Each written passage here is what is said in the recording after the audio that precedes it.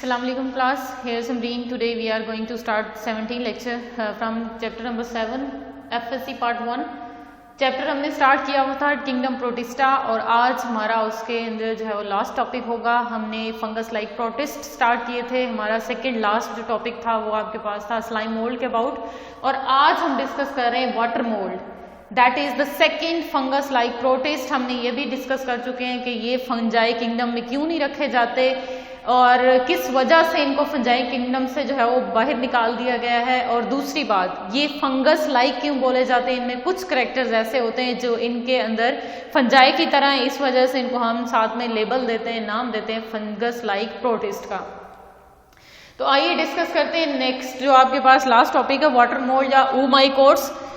Water mould ओमाइकोट्स जो है वो आपके पास पैरासाइटिक है, पैथोजेनिक फंगस लाइक प्रोटिस्ट है जिसने डिजीज काज करनी है। ठीक है जी, प्लांट्स के अंदर इसका बहुत ज़्यादा इफेक्ट होता है और इसने भी इसकी जो सिमिलैरिटी है फंजाई के साथ वो यही है कि जैसे फंजाई का हाइफा होता है, फंजाई की जो बॉडी होती है मेच्योर बॉडी उसको हम बोलते हैं हाइफा। ठीक है, तो जो इसकी बॉडी है वो भी हाइफल होती है, इसके अंदर भी फिलामेंट से बनते हैं तो हाइफल बॉडी होती है। फंजाई के साथ ये ज्यादा रिलेट करता है, फंजाई की तरह पैथोजेनिक होता है, जैसे फंजाई डिजीज काज करती है उसी तरह ये भी डिजीज काज कर रहा है। Let's start the lecture class. यहाँ पे मैंने आपको डायग्राम दिखाई है, उसको डिस्कस करने से पहले कुछ टर्मिनोलॉजीज हैं जो आपने क्लियर करनी है ताकि आपको ये इसका पूरा स्ट्रक्चर जो है वो समझ आ सके। तो सबसे पहले जो सेल वॉल है, जब हमने स्लाइम मोल्ड की वाटर मोल्ड की देखी तो उसमें जो सेल वॉल है वो उसकी किसकी बनी है, सेलुलोज की। बट हमने क्या कहा था, फंजाई की सेल वॉल किसकी होती है, काइटन की होती है क्लास। ठीक है जी, instead of chitin there is cellulose in case of water mould cell wall.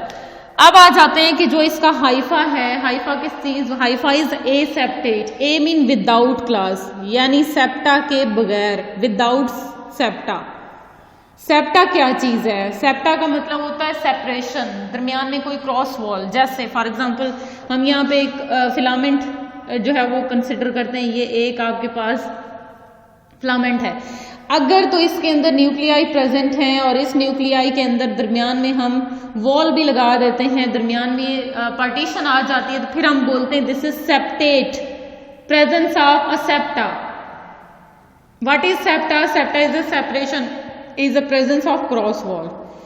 ठीक है जी, और इस टाइम में हम इस फिलामेंट को, इस हाइफा को हम देते हैं सेप्टेट हाइफा।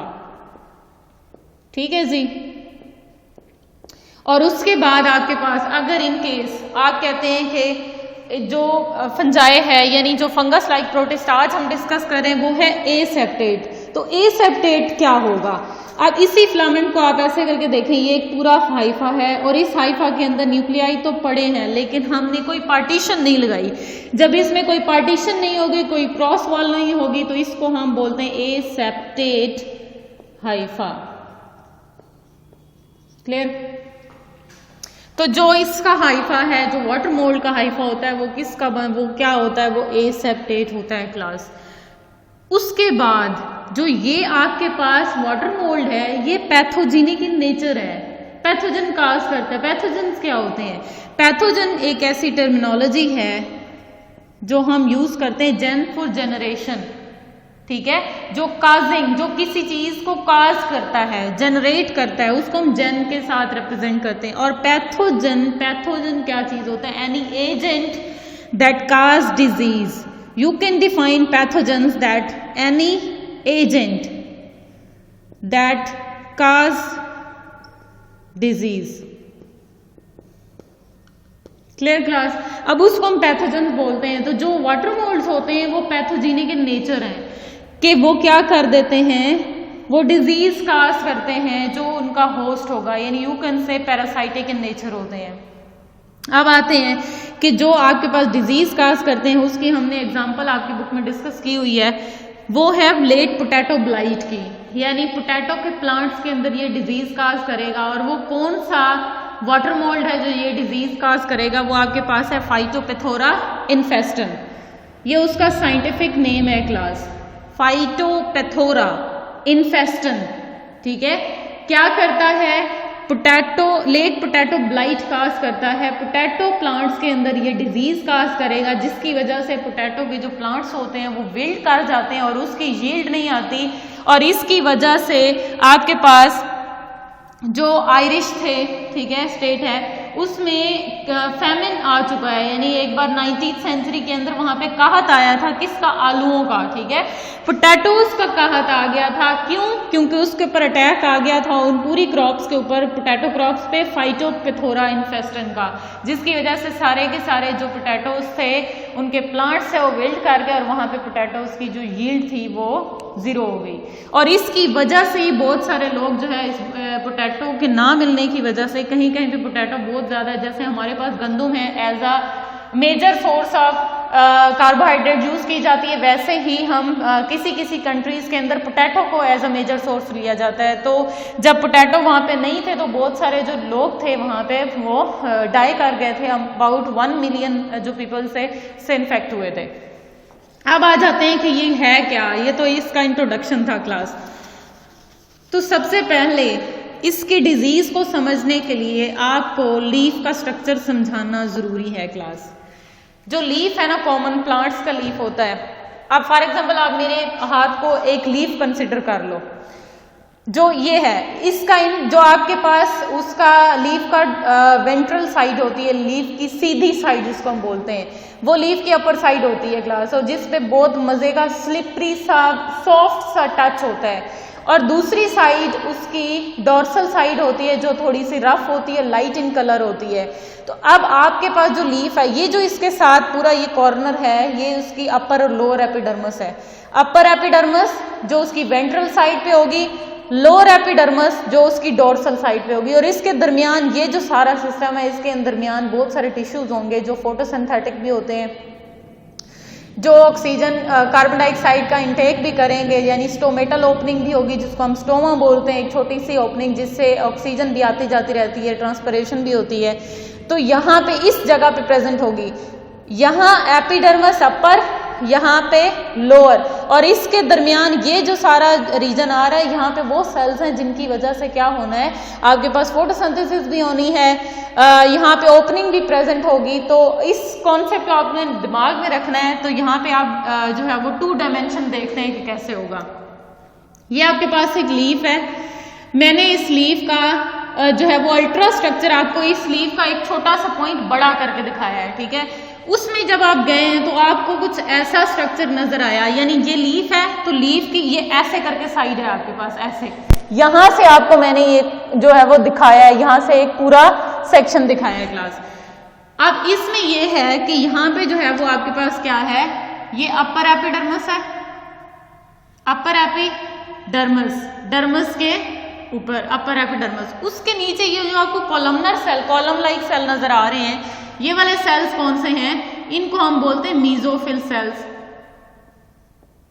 मीजोफिल सेल की दो तरह की जो है वो शेप्स होती है, एक कॉलमनर हो सकते हैं और दूसरे क्यूबिक भी हो सकते हैं। तो ये भी मीजोफिल सेल्स हैं क्लास, क्लियर। इसके दरमियान में यहाँ पे आपको ब्लू छोटे छोटे सर्कल्स, ब्लू सर्कल नजर आ रहे हैं, जिसके अंदर छोटे छोटे सर्कल्स भी आपको नजर आ रहे हैं। ये वेस्कुलर बंडल है, समझ आ रही है, वेस्कुलर बंडल्स। अब आप ये देखो कि यहाँ पे ये स्टोमेटा प्रेजेंट है, और ये वाली जो आपको रो नजर आ रही है ये लोअर एपिडर्मस है, क्लियर। और यहाँ पे छोटी सी ओपनिंग होती है जिसको आप स्टोमेटा बोलते हैं। उस स्टोमेटा को सराउंड करता है एक सेल्स का ग्रुप जिसको आप बोलते हैं गार्ड सेल्स, ठीक है। यानी उस ओपनिंग को ऐसे करके ये ओपनिंग को इन्होंने सराउंड किया, तो ये वाले जो हैं ये दोनों क्या हैं, गार्ड सेल्स हैं। दरमियान में आपको जो नजर आ रही है एक होल सा नजर आ रहा है, ये स्टोमेटा है क्लास।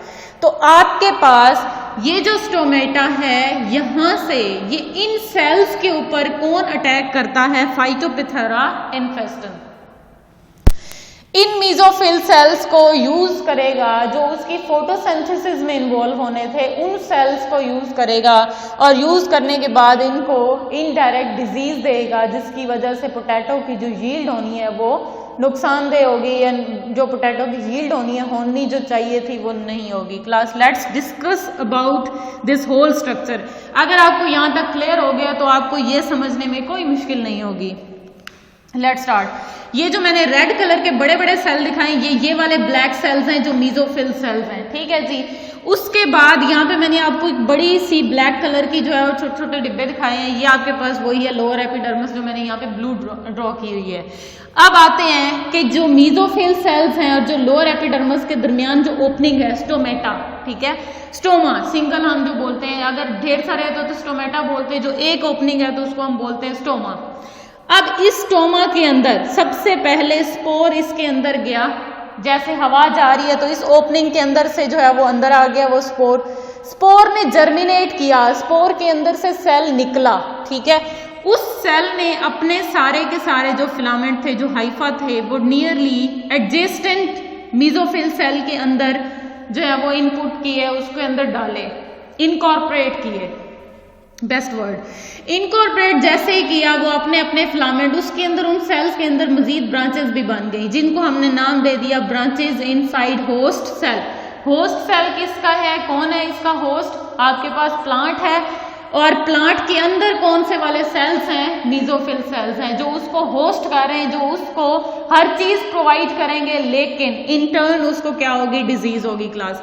अब यहाँ पे देखें, मैंने कहीं भी इस पूरे स्ट्रक्चर के अंदर कहीं भी मैंने वॉल नहीं लगाई, कहीं पे मैंने क्रॉस नहीं दिया, पूरा का पूरा फिलामेंट, पूरा का पूरा जो हाइफा है वो एक सेल पे बेस कर रहा है। इसके अंदर जो साइटोप्लाज्म होगा वो एक ही है, उसके अंदर ये नहीं, अगर फॉर एग्जांपल मैं यहाँ पे इसको जो है वो अलग कर देती यहाँ तक, तो फिर इसका साइटोप्लाज्म और इसका साइटोप्लाज्म सेपरेट हो जाता, फिर हम कहते हैं कि ये ए सेप्टेट नहीं है, सेप्टेट है, कि उसके अंदर सेप्टा प्रेजेंट है। बट यहाँ पे क्या है कि जो आपके पास ये हाइफा है, इसके अंदर कोई सेप्टेशन नहीं है, कोई क्रॉस वॉल नहीं है, पूरा का पूरा एक हाइफा, उसकी ढेर सारी ब्रांचेस हैं, कोई क्रॉस वॉल नहीं है। यहां से आगे चलते हैं, ये आपके पास है जो सेल के अंदर इंट्रासेलुलर सेल्स के दरमियान वाला हाइफा है, यहाँ भी सेल है, ये भी सेल है, ये भी सेल है, ये भी सेल है, उन सेल्स के दरमियान जो जगह होती है वो है आपके पास इंट्रासेलुलर, ठीक है। ये इंट्रासेलुलर हाइफा है, ये इधर तक पहुंच गया इन सेल्स के अंदर, तो हम उसको बोलते हैं इंट्रासेलुलर हाइफा। अब आ जाते हैं कि ये जब जर्मिनेट कर जाता है, सेल्स को इन सेल्स के अंदर इनकॉर्पोरेट भी कर जाता है, तो क्या करता है, अपने आप का जो हाइफा है वो एक्सटेंड करता है toward outside the stoma, stoma के बाहर। फॉर एग्जांपल आपके पास ये एक स्टोमा है ना, तो यहां से ऐसे करके इसने अपने हाइफा को निकालना है। ये जो आप मेरी अच्छा, ये आपके पास इस ऊपर वाले स्ट्रक्चर में उसका हाइफा प्रेजेंट है, यहाँ से जो स्टोमा है इसके अंदर से ऐसे करके ये निकालता है अपने हाइफा, जिन हाइफा को ये बाहर करता है। ये जो आपको मार्कर नजर आ रहा है, ये उसका एक्सटेंडेड हाइफल स्ट्रक्चर है from the inside of the cell, या इंट्रासेलुलर हाइफा से एक्सटेंडेड है toward outside, and opening that is used by this hypha is stoma, ठीक है। अब ये आपको हाइफा ये नजर आ रहा है जो मैंने आपको मार्कर साथ ऐसे दिखाया, इसको आपने, अब ये वाला जो है ये एनवायरनमेंट के साथ एक्सपोज हो गया, लीफ से बाहर निकल आया क्लास। इस हाइफा ने अपनी ब्रांचेस बनाई, ठीक है, ब्रांचेस आउटसाइड द लीफ। जब इसने ब्रांचेस बाहर बनाई क्लास, तो यहाँ पे भी मैंने कहीं भी कोई सेप्टा, कोई वॉल जो है वो यहाँ पे प्लेस नहीं की है। यहाँ से क्या होगा कि सारे का सारा ये जो इसके टर्मिनल ब्रांचेस आ रही हैं, इन्होंने आगे जाके अपने आप को एक स्पोरेंजियल स्ट्रक्चर में जो है वो मॉडिफाई करना है। ये जो हाइफा, स्पोरेंजियम क्या होती है क्लास, जैसे एक सैक है ना, sac like structure, that bear spore, उसको हम बोलते हैं स्पोरेंजियम। Clear class. अब जो सैक लाइक स्ट्रक्चर है ये इसने कहाँ बनाने हैं, आउटसाइड द लीफ, लीफ के बाहर, और जो उसने फिलामेंट निकालने हैं, जो उसने हाइफा बाहर निकालने हैं, वहां के जो टर्मिनल पोर्शन होगा उस हाइफा का, वहां पे एक सैक लाइक स्ट्रक्चर डेवलप होगा जिसको आप नाम देते हैं स्पोरेंजियम का। और उस स्पोरेंजियम के अंदर क्या होंगे, स्पोर्स बनेंगे। फिर ये जैसे इसके अंदर जो स्पोर बनेंगे, लेट हम ये इसको खोल के देखते हैं कि स्पोरेंजियम के अंदर क्या है। तो ये ढेर सारे स्पोर्स इसके अंदर जो है वो बनेंगे, एक सेल से ढेर सारे सेल्स बनेंगे with the help of mitosis. और माइटोसिस के बाद ये स्पोर बाहर निकलेंगे, रप्चर होंगे, जब ये मैच्योर हो जाएंगे और जितने स्पोर निकलेंगे उतने प्लांट्स के ऊपर नए पैथोरा इन्फेस्टन का हाइफा डेवलप हो जाएगा। तो जितने स्पोर्स बाहर निकलेंगे उतने प्लांट्स की जो यील्ड है या प्लांट्स की जो बॉडी है वो बिल्ड करना शुरू हो जाएगी। यहाँ पे मैंने 3 आपको स्पोरेंजियम दिखाए हैं। अगर 3 स्पोरेंजियम में हर एक के पास 10-10 स्पोर्स हैं क्लास, तो 10 × 3 = 30 spore and 30 spore will affect 30 plants. और 30 प्लांट से आगे 30 स्पोर्स अगर निकलते हैं तो पूरा का पूरा जो एक क्रॉप होती है वो सारी क्रॉप के ऊपर ये आ जाके पैथोजेनिक इफेक्ट करेगा और उस क्रॉप की यील्ड को जो है वो डिस्टर्ब कर देगा। क्लास इसके साथ ही आपको उम्मीद करती हूँ कि आज इसका जो लेक्चर था इसमें मेन कॉन्सेप्ट और ये जो हाइफल सिस्टम है उसका वो कैसे बाहर आता है, कहाँ कौन सा जो है वो पॉइंट अडॉप्ट करता है निकलने के लिए, ये आपको क्लियर समझ आया होगा। आज का लेक्चर जो है वो 17 कंप्लीट हुआ और आज का चैप्टर भी इस टॉपिक के साथ कंप्लीट हुआ। नेक्स्ट चैप्टर के साथ, नेक्स्ट लेक्चर के साथ फिर हाजिर होंगे। तब तक के लिए अल्लाह हाफिज।